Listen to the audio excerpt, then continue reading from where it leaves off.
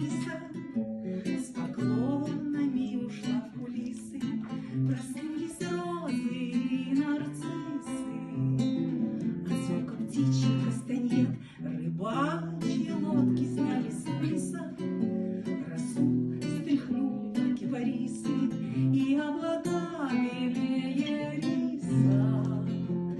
Залюбовались на рассвет, ты вышла с лейкой голубою, чтоб поливать свои левкои. Ты золотых волос копною, сама похожа на цветок испанки на картинах гор.